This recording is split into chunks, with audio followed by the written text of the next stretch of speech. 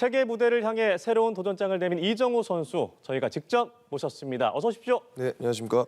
루키 시즌에 이 바로 신인왕을 받았고요. 한미일 최초 부자 타격왕과 MVP 그리고 사이클링 히트, 5년 연속 골든글러브 수상, 그리고 특히 2022 시즌 활약이 대단했죠.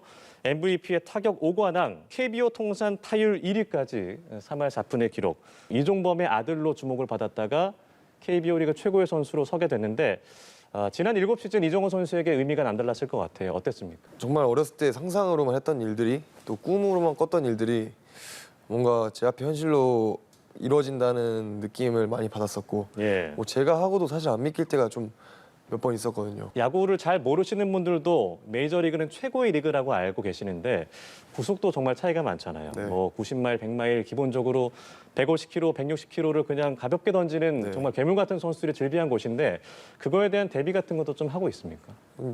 일단은 데뷔는 한다고 하고 있는데 사실 네. 제일 중요한 거는 진출을 했을 경우에 거기에 가서 그런 공들을 많이 봐야 될 것 같아요. 사실 우리들의 식빵 언니, 저에겐 식빵 누나입니다. 김연경 선수 안녕하십니까? 네, 안녕하세요. 진심으로 영광입니다. 아닙니다. 감사합니다. 이런 뉴스 스튜디오는 좀 처음이신가요?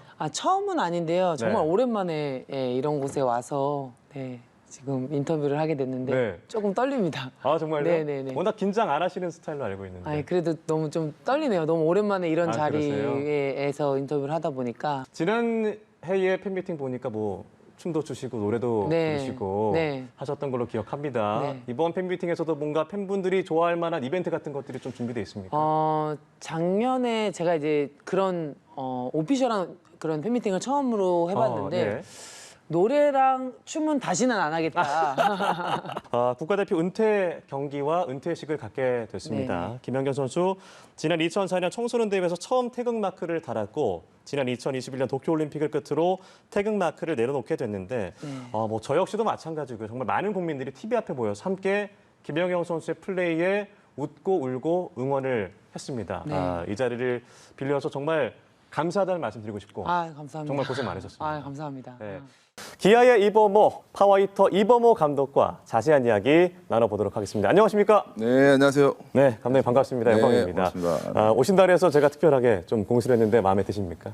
예, 이게 굉장히 구하기 힘든 건데. 그러니까요. 어떻게. 그동안 기아가 11번의 한국 시리즈에서 모두 우승을 차지했잖아요. 네. 근데 감독님이 스스로 생각했을 때 내가 부임했는데 한국 시리즈에서 우승을 못하면 어떨까라는 부담도 있으셨을 것 같아요. 그 부담이 제일 크죠. 네. 네, 그 부담이 제일 컸고, 그리고.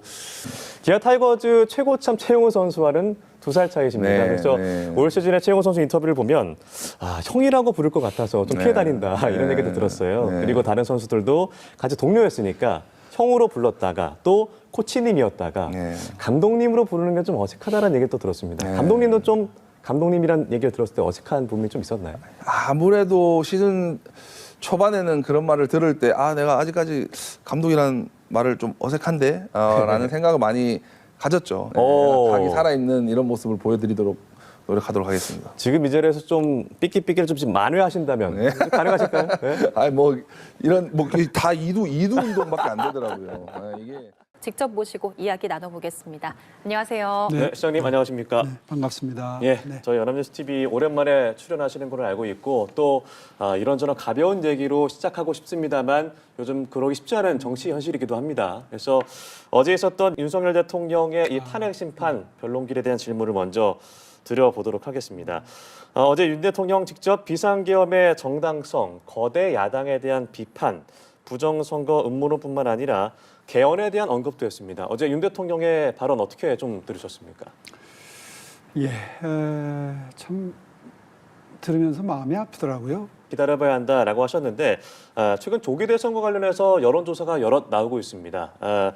조사 기간에 따라 차이가 있겠지만 여권 내에서 시장님이 높은 순위를 보여주고 있고 그만큼 시장님을 원하는 분들이 많다라는 얘기가 될 것도 같은데 어느 정도 이 마음을 굳히신 건지 물론 결과가 나와야겠습니다만 이 부분에 대해서 좀 어떻게 보십니까? 혹시 현재 결정이 어떻게 나올지 몰라서 마음의 준비는 해야 된다고 생각합니다. 예. 다만 대선 후보 중 한 분이죠. 오늘 국민의힘 나경원 의원 모시고 자세한 이야기 나눠보겠습니다. 어서 오십시오. 안녕하세요. 네, 반갑습니다. 전파하시는 분이십니다. 예, 아무래도 대선 출마 이 선언했던 내용과도 연결되는 것 같아 질문 드려보겠습니다. 이 자리에서 이 선거의 본질은 체제 전쟁이다. 제2의 6.25 전쟁이자 건국 전쟁이다라고 정의를 내리셨습니다. 이유가 있을까요? 제가 사실은 굉장히 위험스럽게 생각하는 게 많이 있습니다. 아까 네. 이제 북한 지령문도 이야기했는데 중도의 마음을 얻는 것도 당내의 통합 움직임 동시에 실현하는 게 쉽지 않을 텐데 어떤 전략이 좀 있으십니까? 저는 사실은 정책의 문제라고 생각을 합니다. 네. 세 번째 대선 도전장을 내민 국민의힘 홍준표 대선 경선 후보 모시고 이야기 나눠보도록 하겠습니다. 안녕하십니까? 안녕하세요. 네, 오랜만에 출연하시는 거죠? 3년 만이죠. 예. 3년 전에 당내 경선할 때 연합뉴스 한번 오고 3년 만에 왔습니다. 그런 측면에서는 제가 제일 경험이 있지 않을까 그런 생각입니다. 30년 정치 인생에 경륜과 강당과 해안이 있다라고 하셨습니다. 그리고 지난 2017년 대선과 지금의 대선이 많이 비교가 되고 있습니다. 그렇습니다. 네, 보수 정권 대통령 탄핵과 조기 대선 그리고 홍준표 후보의 출마. 이번이 마지막 도전이라고 하셨는데 그때에 출마했을 때의 마음과 지금의 마음의 변화는 어떤 게 있습니까? 그때는 대선에 된다고 나온 건 아니죠. 예. 박근혜 탄핵과 이번에 윤석열 탄핵의 본질은 나는 다르게 봐요. 네. 그렇다면 강경 보수층뿐만 아니라 이 소위 이제 중도층이라고 하잖아요. 물론 스윙보터라고 표현을 예, 하셨습니다만 그 양측의 마음을 모두 사기기는 쉽지 않을 것 같아요. 균형을 어떻게 맞추실 생각이십니까? 균형이 아니고 지금 제가 이야기하는 것은 전혀 새로운 나라를 한번 만들어 보자. 네. 지난 우리가 지금 보수 진보 좌파 우파 갈등이 시작된 게 2002년 노무현 정권 시대부터입니다. 예. 그때부터 표면화가 됐거든요. 송미령 장관님 나오셨습니다. 장관님 안녕하십니까? 안녕하세요. 네, 나와주셔서 진심으로 감사드리고요. 네, 고맙습니다. 새해 복 많이 받으십시오. 네, 고맙습니다. 네. 그리고 현재 TV를 시청하고 계신 농업인 분들도 이 새해를 맞이해서 가족들과 즐거운 시간을 보낼 텐데요. 네. 새해 인사 한 말씀 부탁드리겠습니다. 네. 전국의 농업인 여러분 그리고 MBS 시청해 주시는 애청자 여러분 안녕하십니까? 농림축산식품부 장관 송미령입니다. 긍정적인 성과들도 말씀을 많이 해주셨는데 네. 폭염 피해가 정말 컸습니다. 네, 그렇습니다. 이상기후 문제가 정말 심각한 문제가 됐는데요. 농업계에서는 농업인 소득이 문제가 되기 때문에 좀 안정 방안을 마련해달라 네. 이런 목소리가 높은 상황인데요. 정부 차원에서 준비하고 있는 계획들 어떤 게 있습니까? 네, 진짜 이제 기후 변화가 일상화되고 있거든요. 예. 그리고 기후 변화로 인한 이 재해의 빈도나 강도가 계속 증가되고 있습니다. 그럼 지금부터 2025 한반도 심포지엄을 시작하겠습니다. 이재명 대통령님의 축하 메시지가 있겠습니다. 대통령님의 축사는 이규현 대통령실 홍보소통수석께서 대독해 주시겠습니다. 이규현 수석님을 여러분의 큰 박수와 함께 무대 위로 모시겠습니다. 다음은 우원식 국회의장님의 축하 말씀을 들어보도록 하겠습니다. 우원식 의장님을 여러분의 큰 박수와 함께 무대 위로 모시겠습니다. 감사합니다. 네, 더불어민주당 김병기 원내대표님께 여러분 큰 박수 보내주시기 바랍니다. 자, 그럼 계속해서 송원석 국민의힘 원내대표님의 축사 말씀을 들어보도록 하겠습니다. 원내대표님을 여러분의 큰 박수와 함께 모시겠습니다. 네, 그럼 이어서 오세훈 서울특별시장님의 축사 말씀도 들어보도록 하겠습니다. 와 이야기 나눠보겠습니다. 안녕하십니까? 예, 안녕하세요. 네, 어제 저녁부터 오늘까지 가장 주목받는 외국인 하면 젠슨왕 엔비디아 CEO가 아닐까라는 생각이 드는데요. 어제 이 이재용 정의선 회장과의 치킨 회동에 이어서 오늘 이재명 대통령을 만나게 됐습니다. AI 인프라를 비롯한 AI 생태계 전반의 혁신 방안에 대해서 의견을 나눴고요. 또 한국이 세계 AI의 허브가 될 것이다. 이런 칭찬의 말도 아끼지 않았습니다. 전반적인 오늘 내용들 좀 어떻게 보셨어요? 예, 우리나라가 세계 정치의 중심이 있다, 세계 경제의 중심이 있다라는 그런 자부심을 좀 약간 느낄 수 있었던 것 같고요. 예. 그러니까 판이 바뀐다 이렇게 볼 수가 있는 것이죠. 예, 돈으로 환산하면 한 14조 원 된다고 하더라고요. 그것을 우리나라에 투자하는 이유가 있다라고 두 분께서 말씀하셨는데 이 또한 젠슨 왕은 미국은 소프트웨어는 강하지만 이 제조업은 약하고 유럽은 반대로 제조업이 강하지만 소프트웨어가 약하다. 한국은 이 두 역량을 두루 갖추고 있다라고 평가를 했습니다. 또 하나의 배경으로 봤을 때 중국에 막혀있는 이 반도체 수출 이것도 배경으로 볼 수 있을까요? 그럼요. 지금 엔비디아가 사실 이제 중국에다가 고사양의 그래픽 그 카드를 파는 것은 지금 막혀 있는 상황이고요. 예.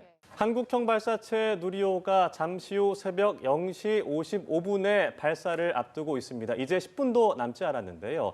첫 야간 발사의 의미와 현재 누리호 상황 그리고 발사 과정을 짚어보도록 하겠습니다. 누리호 발사 시각 예정대로라면 0시 55분에 발사가 되어야 하는데 조금 전 들어온 소식에 의하면 새벽 1시 13분으로 발사 시각이 변경됐다는 소식이 조금 전에 들어왔습니다. 차세대 중형 위성 3호 그리고 부탑재 위성이 담겨져 있습니다. 지켜보도록 하죠. 5초 남았습니다. 4, 3, 2, 엔진 점화. 네, 엔진이 점화가 됐고요. 누리호가 멋지게 됐습니다.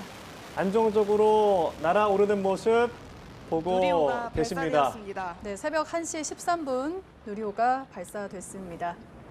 그다음에 일단 이제 분리 확인. 분리가 예, 확인됐습니다. 분리까지 성공적으로 된 것 같습니다. 페어링 분리 어쨌든 뭐 확인. 야간에 그 발사를 하면은 그 구경하시는 분들은 굉장히 좋은 구경을 하실 수 있죠. 예, 발사 후 3분 45초가 지나서 고도 200km를 넘었고요.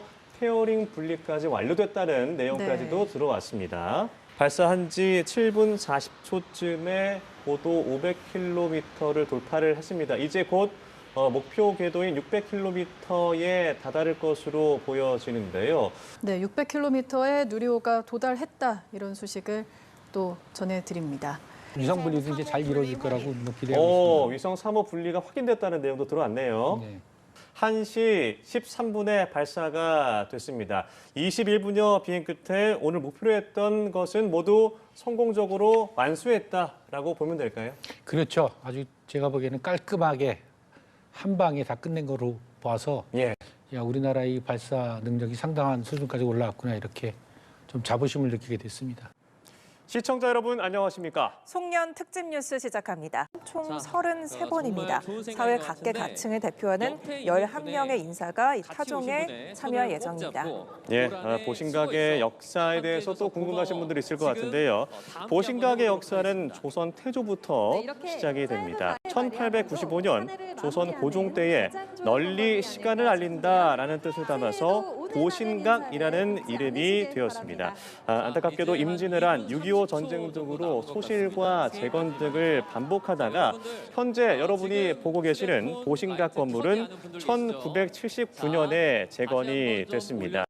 네, 2026년 붉은 말의 해 병원년 새해를 맞이하게 됐습니다. 2025년 을사년은 이제 지나갔습니다. 새로운 한 해 붉은 말의 해, 사실 붉은 말 적토마가 떠오르는데 정말 힘차게 새해를 맞이할 수 있다는 어떤 희망이 기대가 또 되고요.